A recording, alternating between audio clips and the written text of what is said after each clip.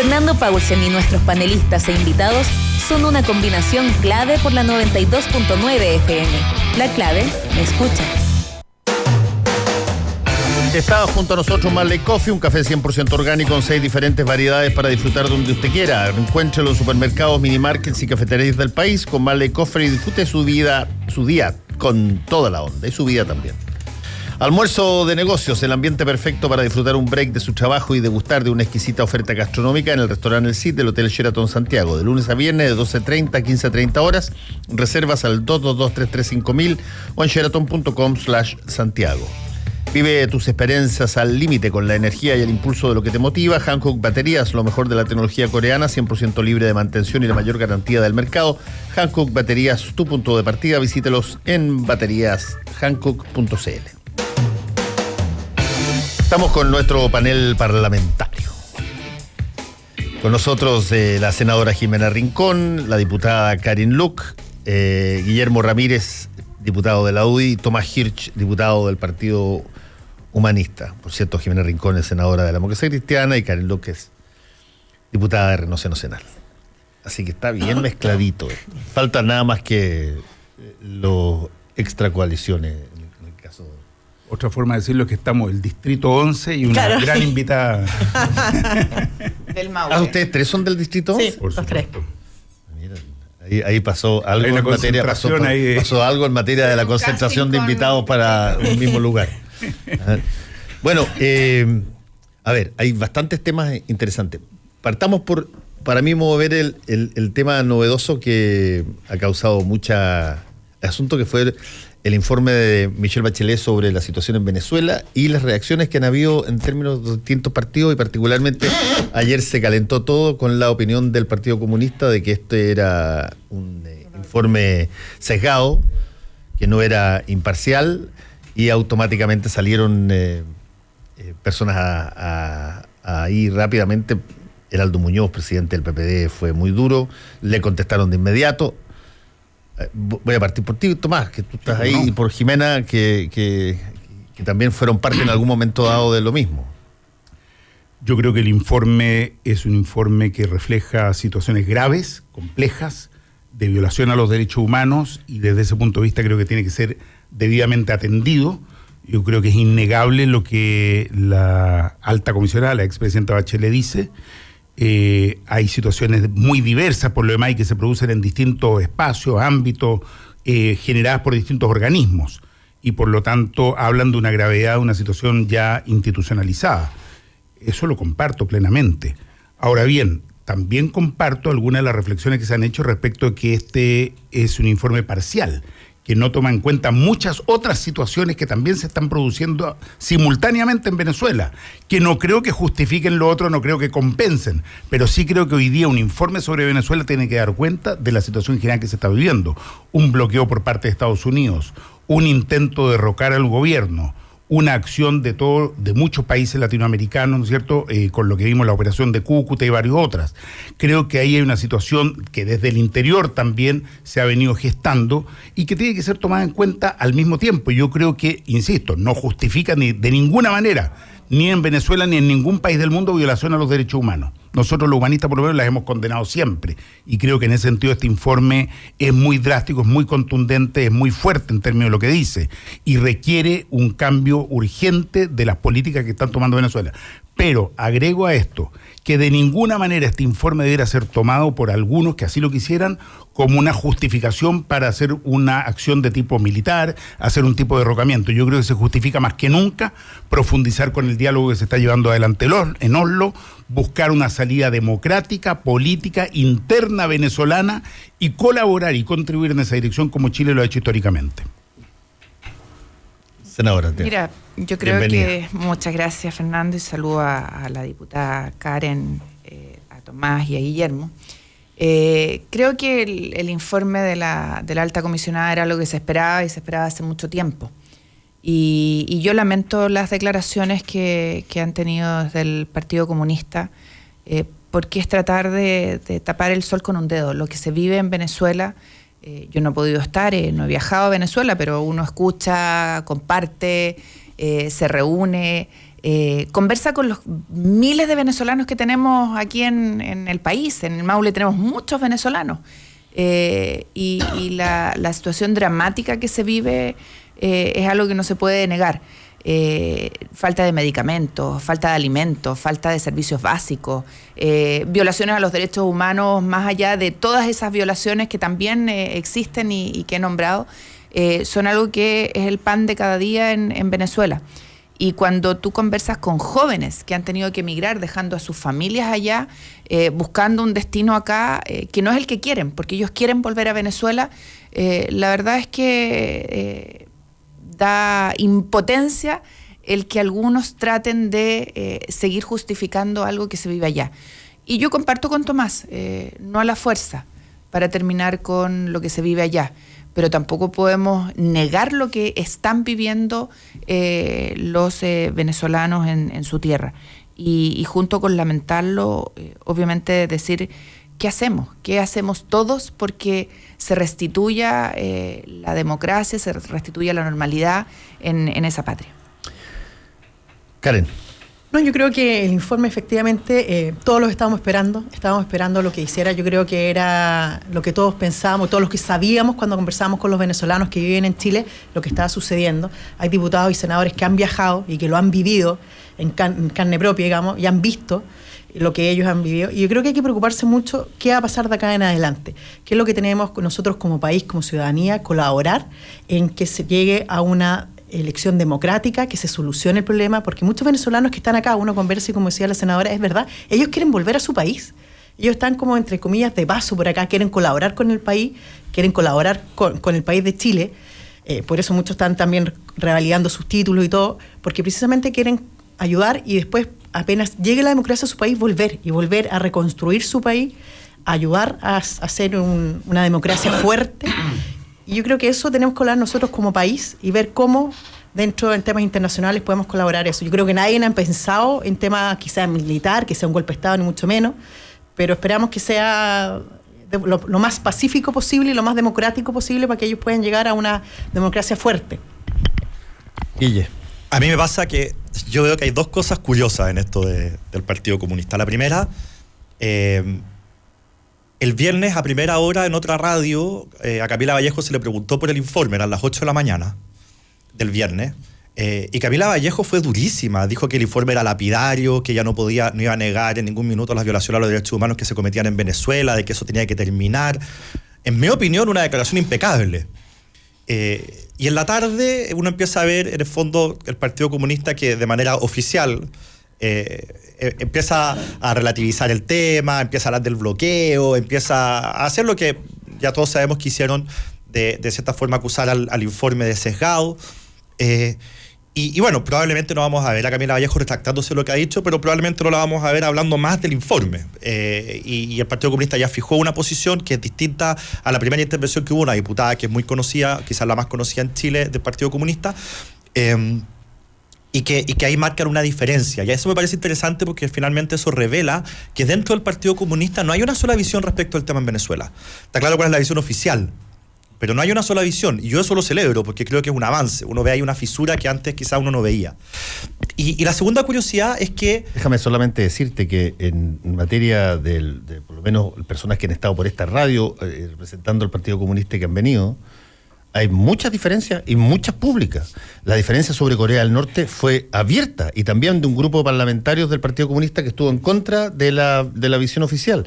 Lo que pasa es que si es que alguien quiere mirar a determinados partidos como si fueran todos una textura o un panel idéntico, es que el Partido Comunista fallan porque también ustedes se quejan, en la UDI también se quejan cuando los miran a todos como si fueran uno solo. Y me acuerdo de Jaime Belolio que en esta misma radio dijo, oye, por favor, no miren a la UDI como si fuese una cosa monocorde, porque no es verdad. Y en el Partido Comunista, curiosamente, para muchas personas, tampoco es cierto. Pero la diferencia entre la UDI y el Partido Comunista es que el Partido Comunista, esta mirada más única de posición en todos los temas, es algo que ellos ven como una fortaleza, que lo fomentan. Y, insisto, no vamos a ver aquí a Camila Vallejo diciendo, bueno, yo disiento lo que está diciendo mi partido. No lo va a decir. Creo yo, hay un tema mucho más, ¿cómo decirlo? hay una disciplina partidaria mucho mayor, que tiene sus ventajas también, pero yo creo que en esta materia me parece de verdad interesante ver esa diferencia. Si tú tienes razón, lo de Corea del Norte finalmente fue la misma Camila Vallejo la que dijo que ella tenía una... Estaba también la Caro Cariola. Bueno, la generación más joven. Sí. Bueno, que lo que pasa en la UDI, en la UDI hay gente que efectivamente, perdóname, lo voy a plantear de esta manera, hay gente en la UDI que llama dictadura a la dictadura. Y eso es una diferencia brutal con respecto a toda una generación que le sigue llamando gobierno militar y que se niega a considerar de que fue una dictadura. Y eso me parece a mí que es algo que no debiera ser un cuestionamiento al partido, más aún. Creo que debiera ser si tú quieres, una admiración, porque ahí se está produciendo algo que hasta hace muy poco era impensable. No había dos opiniones, ni en la UDI ni en el Partido Comunista. Y ahora, afortunadamente, parece que se está dando, digamos. Afortunadamente se está dando, y en un partido chico es más difícil que se dé, en un partido grande es mucho más fácil que se dé, y por eso es especialmente relevante lo que está pasando en el Partido Comunista. La segunda curiosidad, o más que curiosidad, reflexión que yo hago sobre este tema. Aquí todo el mundo dice que hay que salir, y yo me alegro que se diga así, porque si no estaríamos en la calle, que de Venezuela, del conflicto en Venezuela hay que salir de una manera que no sea violenta, que no haya un golpe de Estado violento, que no intervenga Estados Unidos, no tengo idea, las distintas manifestaciones de violencia. Sí. Y el hecho de que exista un informe de las Naciones Unidas como este es un camino no violento. En el fondo contribuye a que haya una salida que sea no violenta, porque ejerce presión internacional, porque en el fondo va aislando al gobernante, incluso su mismo país, de tal forma de que va acelerando el proceso de caída del régimen, no por la vía violenta, que no se está disparando ni un arma, que nadie entró por la fuerza de Venezuela para ver lo que estaba pasando. Todo esto es por una vía pacífica. Entonces parece curioso que algunas personas, y aquí estoy apuntando al Partido Comunista, cuando se presenta la oportunidad de avanzar por una vía que es no violenta, tiendan a criticar el instrumento diciendo lo que han dicho del instrumento, diciendo que es sesgado, y todo lo que han dicho y que nosotros sabemos que han dicho. Entonces, al final del día, bueno, uno no puede decir estoy en contra de la vía violenta y al mismo tiempo cuando se dan este tipo de avances, porque esto es un avance para que finalmente tengamos un fin de este régimen que no sea por la vía violencia, también se critique ese instrumento. No es consistente. Y yo creo que hay que reflexionar sobre ese tema. Y ahí me alegro y me llamó la atención, no me llamó tanto la atención, pero me llamó la atención positivamente la actitud del Frente Amplio, que en general ha estado, creo yo, en una buena línea respecto del informe Bachelet. Ahora, Tomás Hirsch. Hay varias cuestiones adicionales con el tema de Venezuela. En primer lugar, a mí una de las cosas que más me ha molestado, para ser franco, es hasta qué punto se le ha utilizado este tema de Venezuela para política nacional, política interna. Porque está bien, uno puede estar preocupado de Venezuela, los hermanos venezolanos, todo aquello. Pero cuando uno ha visto por parte del gobierno y del presidente, en realidad, un permanente cálculo para ver en qué medida lo puede beneficiar en política interior, todo ese viaje a Cúcuta, que estaba pensado única y exclusivamente para aparecer acá como el líder latinoamericano. Lo que pasa es que salió pésimo, le salió todo mal con su famoso viaje a Cúcuta. El inmediato apoyo a un presidente autoproclamado. ¿En qué país se ha visto esta idea de los presidentes autoproclamados? Es totalmente ridícula la figura. Es totalmente absurda. Además, un presidente autoproclamado que no ha tenido ninguna capacidad de conducción, porque en enero nos avisó que a fines de enero él ya asumía la presidencia, lo avisó en febrero, en marzo se saltó a abril, lo volvió a decir en mayo, estamos en julio. Y bueno, claramente no hay espacio aquí para que un presidente autoproclamado pase a ser presidente de la República. La mirada que se ha tenido en Chile... Cuidado, Tomás. Perdón, quiero agregar un elemento. Y por otra parte, el pésimo modo en que se ha manejado acá en Chile, porque a mí lo que me preocupa en definitiva es lo que pasa acá. Cómo se ha manejado acá en Chile por parte del gobierno la política de inmigración en relación a los venezolanos es una vergüenza. Por un lado les inventa una visa, ¿no es cierto?, democrática o de democracia o algo por el estilo, ¿no es cierto?, invitándolos a venir y diciéndoles, bueno, aquí ustedes tienen el espacio para venir. Y acto seguido se vienen y nos encontramos, ¿no es cierto?, con el escándalo que había en Chacayuta, que es una situación de violación de derechos humanos flagrante y permanente. Yo te agrego un dato. El sábado en la noche, una mujer venezolana que vivía acá en Chile, que había ido a España a visitar a su hija y que ya tenía residencia acá, vuelve el sábado en la noche a Santiago, 74 años, la señora María Luisa Goto. Trata de entrar y en Pudahuel, como es una venezolana entrando ahora, le niegan la entrada. La tratan pésimo y en definitiva a las 4:30 de la mañana la sientan en un avión en un Copa que la manda de vuelta. Su otra hija vive acá y tiene residencia permanente. No le dan ninguna explicación.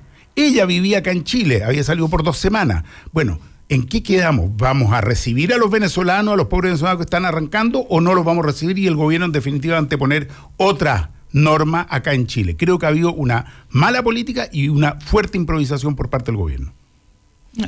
Yo tendría cuidado respecto del tema del presidente encargado y las normas internas de Venezuela. Autoencargado, seamos claros. Pero cuidado, cuidado, Tomás. Hay normas constitucionales que ellos mismos se dieron, incluido Maduro, y uno podrá criticar las normas, pero las normas existen.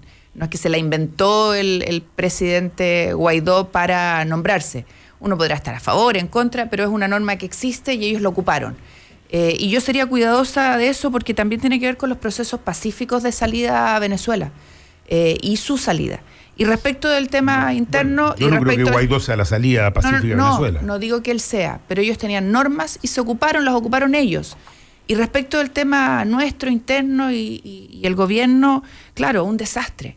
Porque no puedes hacer una invitación y después no tener cómo implementarla, porque además eso es lo que está pasando al final, no hay cómo implementarla. Y tenemos un montón de gente, y los medios de comunicación las transmiten, que lo está pasando mal y estamos en una posición casi imposible. Con los que residen hoy día oficialmente, que les pasa lo que tú cuentas, y con los que quieren venir producto de una invitación que se hizo.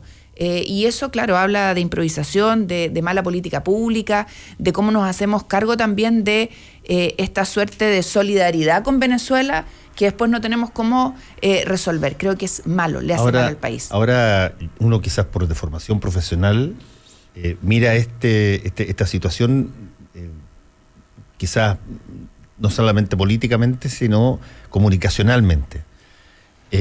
Conversando con una serie de personas de gobierno, que era una situación privada, por lo tanto voy a mencionar básicamente el contexto, no necesariamente las personas.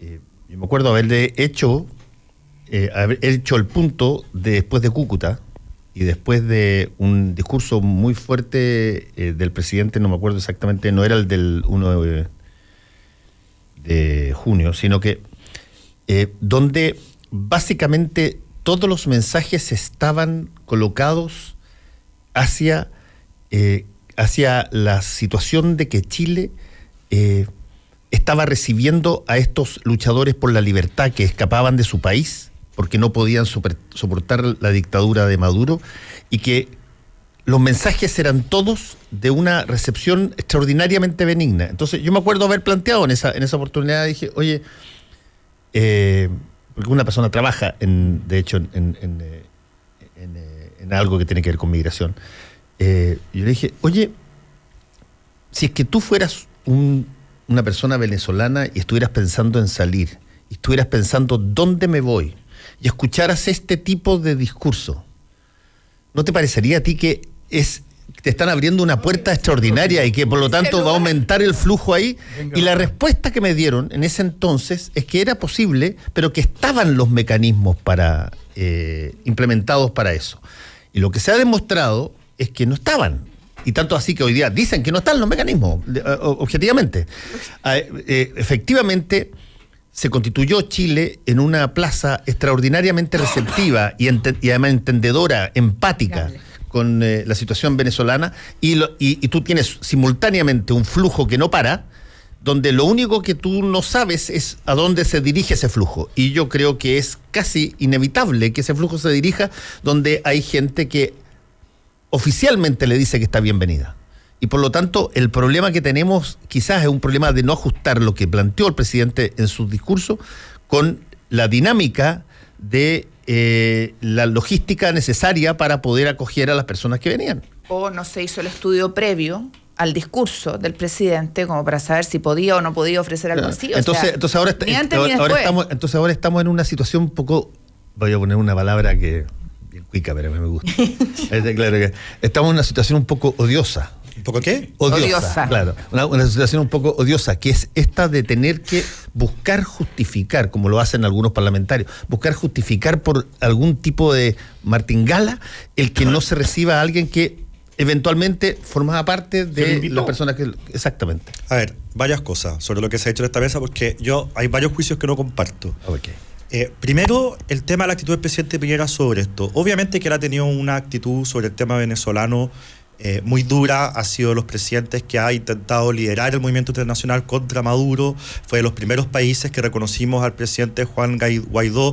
Que hoy día no sea presidente no es por defecto de Guaidó, que un poco lo que deja entrever Tomás Hitch, sino que es porque no hay un respeto al Estado de Derecho, a la institucionalidad en Venezuela, sino él sería el presidente encargado. Y hablando, por ejemplo, Tomás hablaba sobre el fracaso de Cúcuta. Oye, sí, al final el objetivo de cada una de estas actividades no es que en cada una de ellas caiga Maduro, sino que es ir generando una ola, una fuerza, una presión.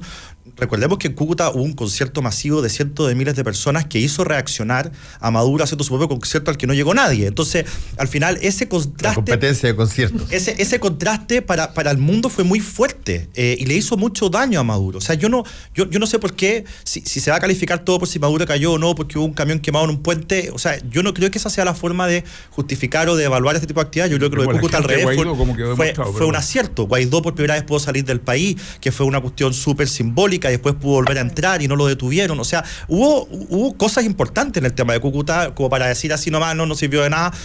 Al final hay que ir haciendo estas cosas, pero hay que hacer otra presión. Sobre lo que tú dices, Fernando, sí. Mira, yo comparto contigo una cosa, que es que, lo voy a decir en otras palabras, a mí en particularmente lo que está pasando en Chacayuta, yo no lo comparto, yo tengo una mirada distinta a la de mi gobierno. Yo creo que nosotros podemos hacer más respecto de la ola de inmigrantes venezolanos. ¿Ya? Particularmente había un discurso que a mí me ha molestado y que no me representa, que no voy a repetir las palabras acá.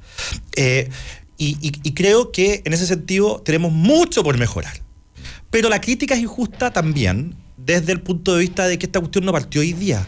O sea, yo oigo las críticas acerca de la política de inmigración del presidente Piñera y el tema de Venezuela y da la sensación de que no hubiera entrado ningún venezolano a Chile. No, por supuesto. Y la verdad es que llevamos meses recibiendo a miles de venezolanos. 300.000. Con una... ¿Cuánto? Más de 300.000. Más de 300.000 venezolanos ya están dentro de Chile. Hubo una visa especial para venezolanos, que es la visa de responsabilidad. No, sí, hubo una visa especial para venezolanos, que es la visa de responsabilidad democrática. Entonces, oye, no nos olvidemos que de todos los venezolanos que han salido de Venezuela, cerca del 10% está en Chile. Entonces, uno no puede decir acá, no, que el presidente Piñera es inconsistente con su política. Oye, perdón, veremos hasta cuánto aguanta el país recibiendo venezolanos. Pero no hablemos como si a Chile no hubiera entrado ni uno, como que el presidente hizo una cosa y finalmente hace una completamente distinta. Yo supongo que no pensarás que estaba diciendo que no ha entrado ni uno. No, sí, yo me refería más a lo que está diciendo Tomás. De ninguna manera estamos diciendo que no ha entrado ninguno, si hay muchos. Estamos diciendo lo mismo que tú, que lo que estamos viendo con Chacayuta por parte del gobierno es totalmente incoherente respecto al mismo discurso que el gobierno tuvo, en que extendió una tarjetita de invitación diciéndole, señores venezolanos que están arrancando para liberarse de la dictadura y del yugo, acá los recibimos, ¿no es cierto?, con los brazos abiertos, se vienen y una vez que están en la frontera le dicen, ¿sabe qué más? No tenemos ninguna capacidad de recibirlo. Eso me parece que refleja un espontaneísmo absolutamente inaceptable en política internacional. Y eso habla de que no estaba el gobierno actuando en política exterior, sino más bien un discurso para adentro. A ver, está bien, sí. No, porque, insisto, ya hay más de 300.000 venezolanos en Chile, de acuerdo a lo que nos dice la Karin. Pero yo simplemente planteo una pregunta acá. Como sociedad tenemos que hacernos una pregunta. Porque han salido 4 millones de venezolanos de Venezuela y esto no va a parar. Entonces, ¿cuántos venezolanos estamos dispuestos o estamos preparados, para decirlo en esos términos, porque no es un tema de voluntad, para recibir en Chile? Ahora yo no sé. No sé, Guille, que claro. ¿Qué hay que hacer para recibir a 1 millón de venezolanos? O sea, esa pregunta que es incómoda, hay que hacérsela. Está bien, pero por eso que hay que hacérsela antes de que tú abras las puertas, porque efectivamente te vas a encontrar con que puede haber una situación sumamente... Podrían llegar 8 millones. Si esa invitación que hace el gobierno del presidente Piñera ha significado que miles de venezolanos se vengan a Chile. Guillermo, miles de venezolanos se han venido a Chile desde antes del gobierno del presidente Piñera. Pero la ola migratoria no ha parado, pues, Jimena. Sí, pero no la provocó. Jimena. Yo sí la Jime para los amigos, que después les voy a contar una anécdota. Esto no tiene que ver con cuántos han venido, tiene que ver con lo que hizo el presidente de la República en tanto figura de Estado. Y él lo que hizo es hacer una invitación. Y la pregunta es, ¿evaluaron lo que esto iba a significar antes? Y ya. A mí me dijeron que no. No lo hicieron. Bueno, a mí me dijeron que no. Supongamos que no lo hicieron, que a mí también me parece que no lo deben haber hecho. Se hace la invitación y lo que uno espera del gobierno, de los equipos, es que digan, bueno, aquí se nos viene una grande. Porque lo que tú dices es cierto, más de 4 millones han salido. Y tú dices y agregas algo, y esto no va a parar, ojalá pare, por Venezuela que pare. Y si no va a parar, y es la evaluación que cualquiera se hace, si un presidente de la República como Chile, que es un país serio, que tiene todas las características que tiene, la hace, lo mínimo que tiene que haber es que los equipos ministeriales, los secretarios de Estado digan, bueno, esto se nos viene. ¿Qué vamos a hacer? Y no se hizo. Tenemos que hacer una pausa obligatoria. Volvemos con combinación clave. La clave me escucha. Cierra los ojos, relájate, imagínate un destino de Chile. Visualízate dónde estás, en una playa, un desierto, la nieve o un bosque. Abre los ojos y no te pierdas estas ofertas. Solo hasta el miércoles, Chile para todos. Vuela por todo el país a destinos imperdibles comprando ahora en latam.com. Disfruta tu mañana y tómate un momento Marley Coffee. Con granos orgánicos tostados al sol, tienes en tus manos mucho más que una taza de café. Prueba el aroma del verdadero café natural, 100% orgánico y sin pesticidas. Disponible en 6 variedades: Buffalo Soldier, One Love, Lively Up, Get Up Stand Up, Mystic Morning y Simmer Down. Nuestra versión descafeinada. Marley Coffee está aquí y en todas partes. En el corazón de Providencia y a pasos del metro, Hotel Nogales and Convention Center. Un servicio de primer nivel con estacionamiento, wifi y desayuno incluido. En Hotel Nogales ponemos a su disposición nuestros centros de evento con salones y capacidad de hasta 400 personas. Reserve su estadía en hotelnogales.cl o llamando al 2233 56958.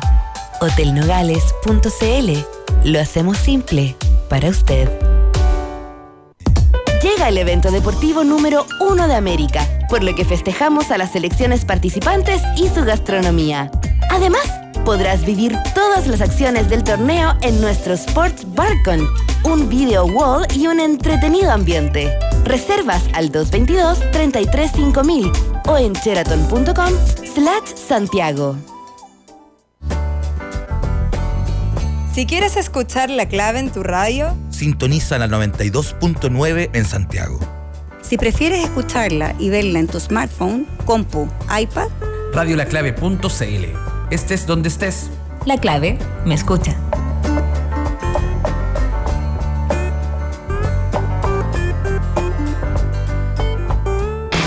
Fernando Paulsen y nuestros panelistas e invitados son una combinación clave por la 92.9 FM. La clave me escucha. Vive tus experiencias al límite con la energía y el impulso de lo que te motiva. Hankook Baterías, lo mejor de la tecnología coreana, 100% libre de mantención y la mayor garantía del mercado. Hankook Baterías, tu punto de partida. Visítalos en bateriashankook.cl. Almuerzo de negocios, el ambiente perfecto para disfrutar un break de tu trabajo y degustar de una exquisita oferta gastronómica es en Restaurante El Cid del Hotel Sheraton Santiago. De lunes a viernes, de 12:30 a 15:30 horas. Reservas al 222-335.000 o en sheraton.com/Santiago. Está junto a nosotros Marley Coffee, un café 100% orgánico en 6 diferentes variedades para disfrutar donde tú quieras. Encuéntralo en supermercados, minimarkets y cafeterías del país. Con Marley Coffee disfruta tu día con toda la onda. Estamos con nuestro panel parlamentario este día lunes, con Karen Luc, con la senadora Jimena Rincón, Tomás Hirsch y Guillermo Ramírez.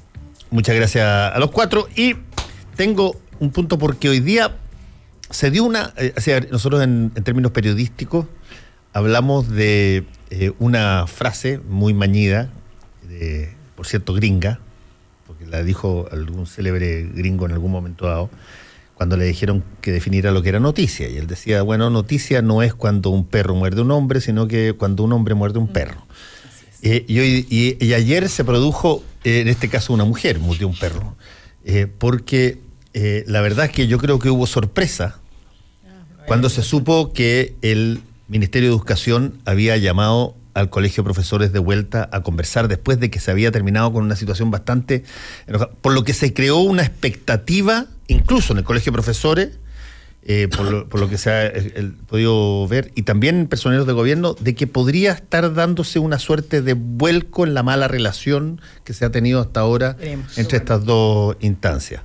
Va a estar la ministra, y ya creo que a esta hora, porque incluso los medios de comunicación ya están viendo cuando iban llegando y todo el asunto, pero ahí hay un punto que está lleno de todo tipo de caricaturas, lleno de por lado y lado y por una serie de cosas, y lo medular tiene que ver con la educación pública y todo aquello. Me parece que eventualmente hoy día puede ser un día donde haya mejores expectativas de lo que ha pasado en este tema que lo que había la semana pasada. Ojalá sea así, porque yo creo que ese conflicto se arrastra de hace mucho tiempo. Yo soy hija de profesora y madre profesora. Yo madre profesora. Y créanme que creo que a todos nos debe pasar que nos duele en el alma lo que ocurre por lo que significa desde el punto de vista de las demandas que tengan los profesores, pero sobre todo desde el punto de vista de lo que significa para las familias y los hijos que están en medio del conflicto, porque este es un conflicto entre profesores y ministerio que tiene que resolverse. Yo creo que es un imperativo que se resuelva, y en medio quedan los beneficiarios, ¿no es cierto?, de esta comunidad educativa, que son los alumnos y sus familias. Por lo tanto, ojalá sean buenas las noticias, que esto avance, y que dejemos las caricaturas de lado. Yo sé que cuesta, sobre todo cuando se polariza tanto un conflicto como este. Llevamos más de 3 semanas, y obviamente hay demandas que son justas, que uno las entiende, hay demandas que no se han resuelto desde hace mucho tiempo. La famosa deuda histórica de nuestros profesores, que ojalá pudiéramos asumirla por lo que significa para ellos, desde el punto de vista de sus certezas. Leí una entrevista de Tironi el fin de semana que hablaba de Eugenio, del drama que significa para la clase media hoy día las incertezas. Y bueno, en el caso de los profesores hay muchas. No, yo creo que por el bien de los niños, como decía, este paro lleva más de 30 días. Acá sobre todo le influye al sector más vulnerable de Chile. Hay cientos de niños que están sin tema de alimentación, que se han perdido, que no han podido utilizarse, familias que de repente dependen de que el niño esté en el colegio para alimentarse y ellos salir a trabajar. Hay una serie de inconvenientes que se produce tanto en la familia, en los niños. Más allá del conflicto, yo creo que es muy positivo que se junten, yo creo que hay que llegar a acuerdos, yo creo que ya no podemos esperar más por los niños y las familias de Chile, sobre todo para los niños más vulnerables, que están precisamente, son los que se ven afectados por este paro.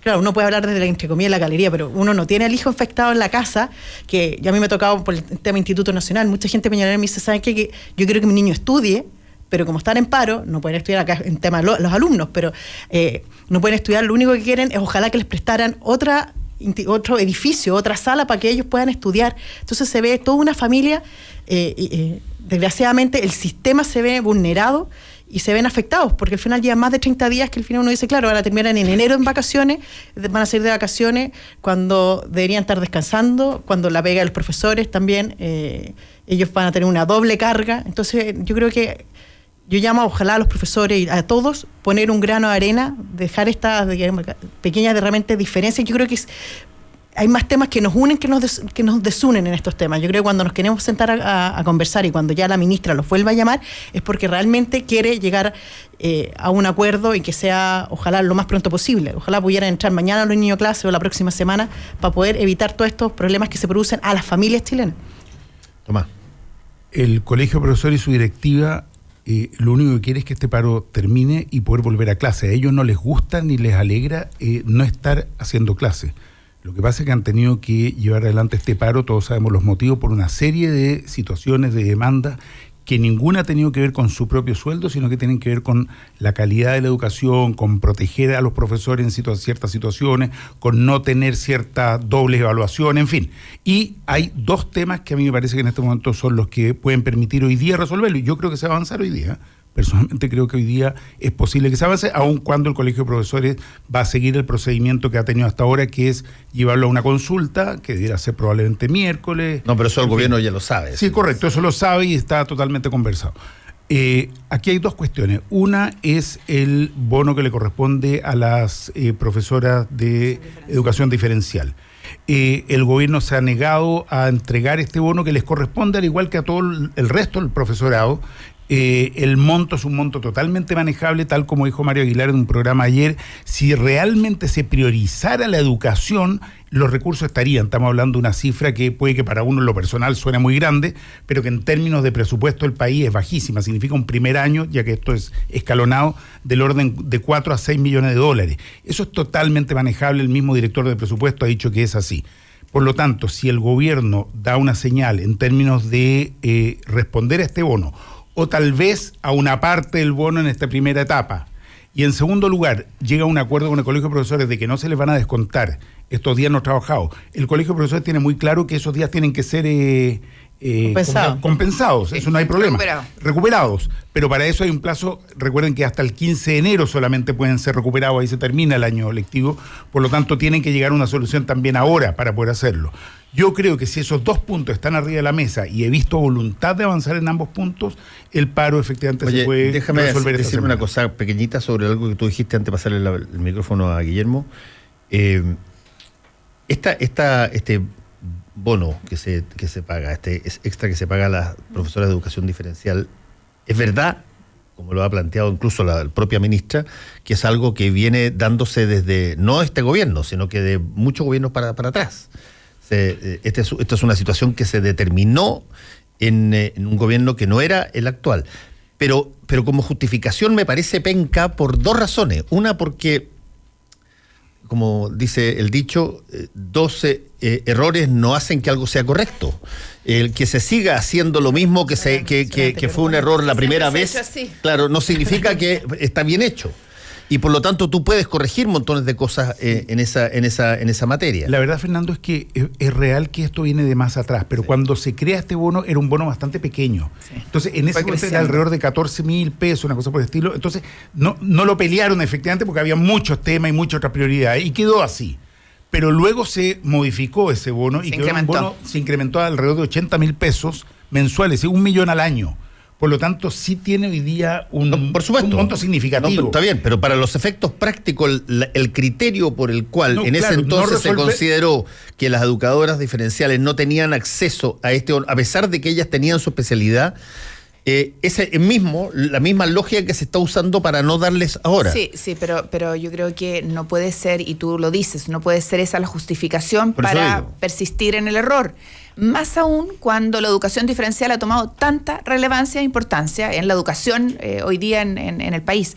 Y creo que esto es lo mismo que nos pasa en muchos temas, en donde dejamos a un sector fuera de una reforma, de una mejora, en el anterior, en el otro gobierno. O sea, nos equivocamos y seguimos equivocándonos. Y creo que lo importante es, y esto corre para todos, para este gobierno, para el anterior y para el que venga, que cuando se advierte un error tengamos el criterio, que a veces falta, por Dios que falta, de decir, ¿saben qué? Esto hay que abordarlo, pero mantenerlo como no, porque era así, al final es una avalancha, crece y termina ocurriendo lo que ocurre. Es como la famosa deuda histórica, y perdonen que vuelva a eso, ese es un tema que tenemos que resolver, porque hay muchos profesores que ya están incluso pensionados. No voy a contar a los que murieron, pensionados, que tienen una pensión mala producto de lo que se hizo en el pasado y no lo hemos querido rectificar. Y creo que eso tenemos que ponerlo encima de la mesa, en parte de las cosas que van a quedar, espero, dentro de la conversación. No, yo simplemente decía algo que yo creo que es bien obvio. Yo creo que el paro se va a acabar ahora, luego, esta semana. Están todos los incentivos puestos de esa manera. Para el gobierno ha sido un paro largo, desgastante. La ministra ha tenido que preocuparse o ocuparse de este tema. Hay muchísima urgencia en materia de educación. Las familias ya están la mayoría diría yo, bastante choreadas, porque en el fondo esto no solamente perjudica a sus hijos por el tema de las clases, sino, como decía la Karin, hay millones de raciones de alimentos que nos han entregado, van a tener que los niños hacer clases hasta enero, o sea, eso a nadie le gusta. Y por el lado del colegio de profesores, digamos las cosas como son. Cuando el lunes pasado o el martes pasado tomaron la decisión de seguir con el paro, hubo más de 200 colegios que se bajaron del paro inmediatamente. O sea, el colegio de profesores, si sigue estirando la cuerda, puede que se termine quedando solo y lo único que paren sean Aguilar y su directiva. Entonces, también eso, para él, es algo que lo debilita enormemente. Si eso fuera así, Guille, créeme que todos los incentivos estarían en que tú no llegaras a un acuerdo, sino que se destruyera suelo. Porque es una frase políticamente que no sé lo que busca, pero que no tiene absolutamente nada que ver con la realidad. En la última votación interna votó el mismo número que el anterior, 43.500 en vez de 45.000. Es decir, están totalmente alineados. Esto de que hay divisiones adentro, de que hay uno haciendo una...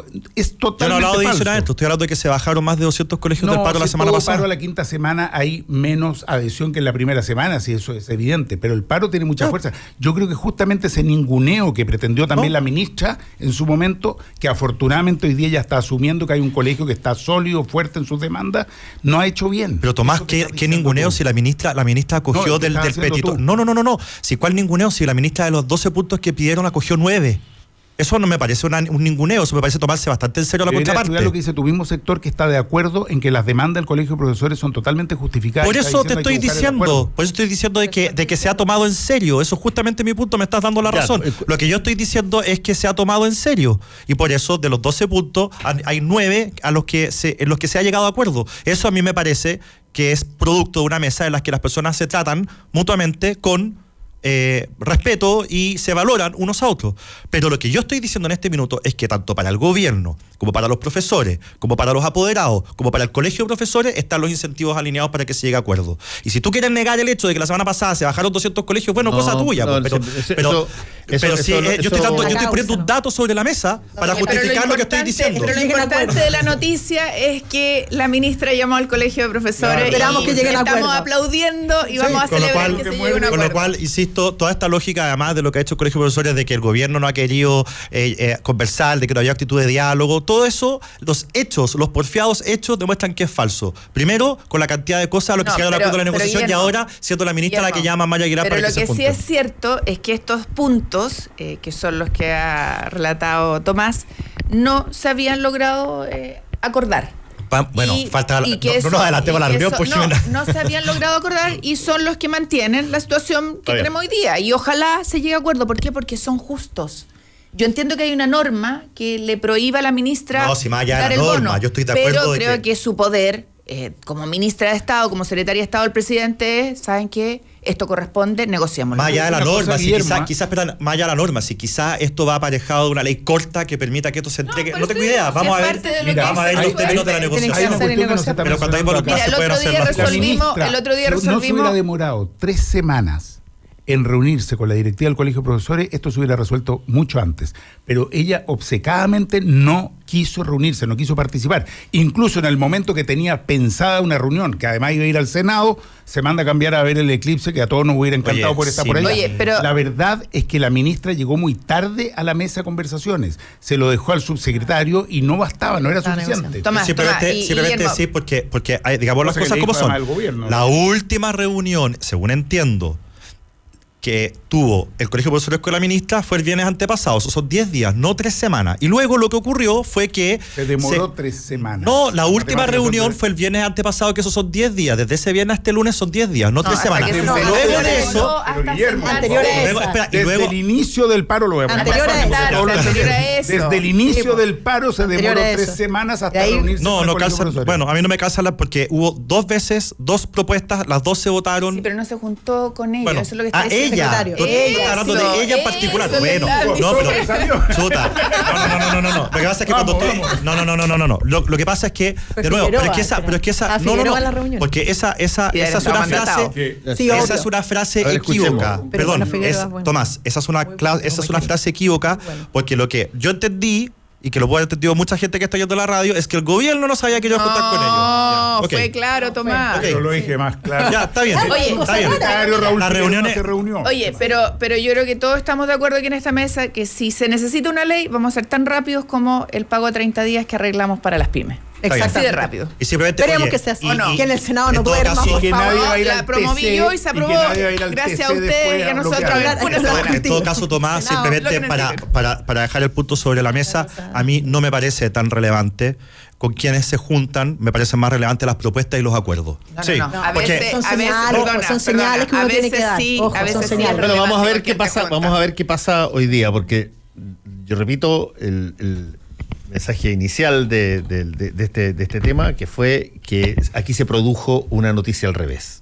La ministra fue la que llamó, cosa que no había hecho en todo el episodio. Y por lo tanto yo me imagino que no será porque se le habrá ocurrido, sino que el presidente tendrá una comunicación con ella y habrá dicho, sabe que este pastel no me sirve a mí, sin duda. Pero por lo tanto, tampoco le sirve a usted. Es importante con quién se junta. Así que vamos a ver qué pasa. Tengo una pregunta. La propuesta hoy día es buena o mala, no sé qué tan relevante es que la presente la ministra o el subsecretario. La misma propuesta. No, un tema de autoridad. Yo tengo un tema de señales. Son señales. Tengo la mejor opinión del subsecretario, ¿no? A mí me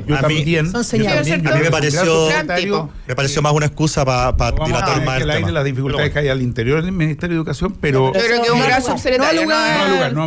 Efectivamente, el subsecretario tenía una mejor disposición, se reunió, pero aquí faltaba efectivamente la señal que significa que la ministra esté directamente son señales políticas que no tiene que dar. Que sea tu partido, Guillermo, pero yo creo que no se trata aquí de una defensa corporativa. Pero quedémonos con la buena noticia. Realmente desde el gobierno entendieron esto, lo entendió el presidente, el ministro Blumer, y dieron la señal necesaria para que se produzca esta eso es importante. Quedémonos con la buena noticia. Sí, claro. Pero me parece totalmente desproporcionado. Pero bueno, o sea, hay miles de niños que no están yendo al colegio, que no reciben su colación. Perdón, y el colegio de profesores dice. Y el colegio de profesores. Pero espérate, pues, Jimena. Y el colegio de profesores dice, no, es que yo no me siento si no está la ministra. Chuta, me parece desproporcionado. Si está el subsecretario. Tú sabes que eso no ha sido así. Pero es que esa es tu crítica. Pero Tomás, si esa es tu crítica, esa es tu crítica de que la ministra no se sentó en 3 semanas. ¿Pero qué te pasó hoy día? No, pero esa es la crítica. Yo no comparto la crítica. Hoy día perdóname, pero aquí hay un problema de comprensión de lectura. Pero Guillermo, de comprensión de lectura. Se han reunido antes con el subsecretario, montones de veces, se han repetido. Sí. El problema está, como lo planteó como lo planteó el Colegio de Profesores, el problema está en que las reuniones con el subsecretario, que incluso el propio presidente del Colegio de Profesores dijo que era una persona hipercompetente, interlocutor válido total, el problema, decía, es que esa persona no estaba, y le había dicho, no estaba facultada para resolver. Quien tenía que resolver era la ministra, por lo tanto pedían que la ministra se sentara en la mesa. Se sentó finalmente a regañadientes, se sentó en la mesa. Y después fracasó esa reunión. Fracasó. Fracasó. Y cuando todos pensaban que esta cosa seguía más y más, la ministra llama al colegio de profesores y dice, falta un capítulo. Lo que pasa, la ministra dice, yo no me voy a sentar hasta que no estén de vuelta. Por eso que es interesante. Luego tiene que hacer esa llamada porque evidentemente si no, yo estoy feliz con que se acabe el paro. Lo que yo estoy diciendo es que tú partes de tu supuesto que yo creo que es falso, puedo estar equivocado, pero el supuesto es que el subsecretario no tenía la capacidad de resolver. No tenía. Yo creo que sí la tenía. O sea, lo que yo tengo entendido es que él tenía plenos poderes en la negociación para llegar a acuerdo con el colegio de profesores. Tanto es así que estaban en un... Y que por lo tanto era un tema de señal, simplemente, no había un tema práctico. No, por favor, de facultades.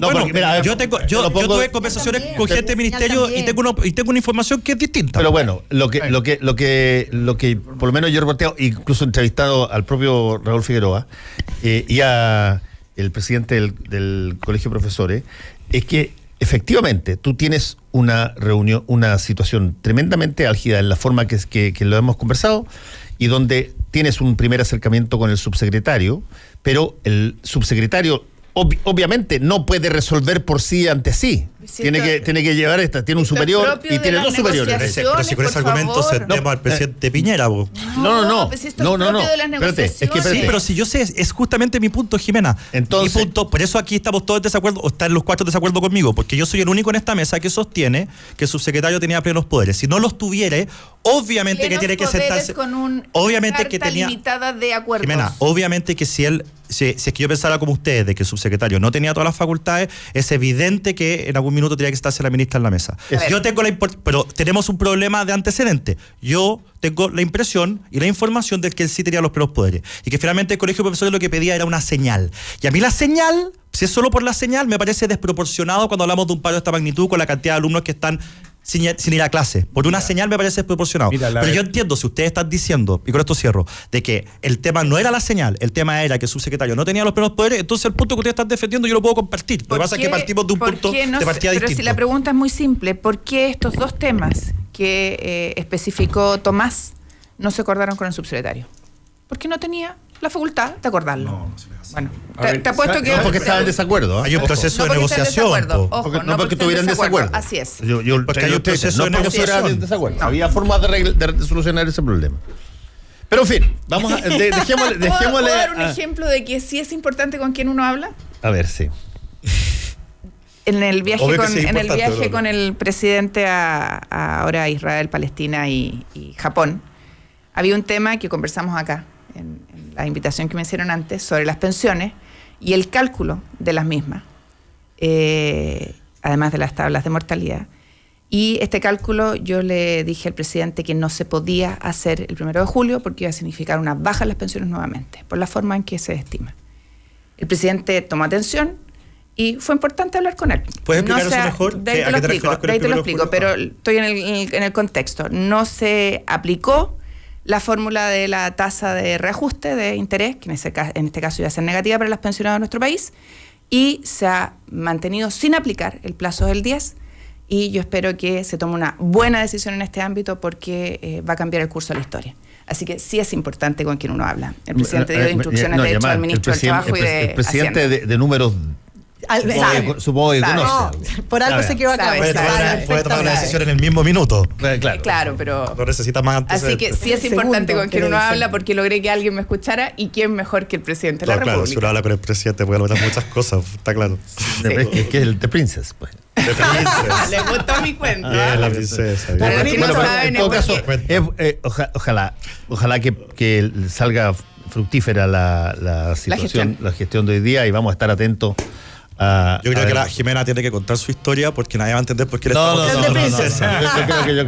No, porque en Japón, en una de las reuniones, estábamos con parlamentarios y gente de la Cámara de Comercio japonesa, y estaba puesto mi nombre en japonés, y de repente uno de los comensales le dice: ¿usted sabe, senadora, qué significa Jime? Porque todos empezaron a hablarme de Jime para allá y Jime para acá. Van separando por... ¿Qué significa? Y uno se asusta. The Princess. La princesa. Muy bien. Habría sido mejor que significara The President. Bueno, pero The Princess puede ser The President. ¿O no? Estamos trabajando para ellos, absolutamente. Pero desde regiones y en el Maule con mucha fuerza. Ya, muchas gracias a los cuatro por haber venido. Gracias. Muchas gracias. Volvemos con combinación clave. La clave me escucha.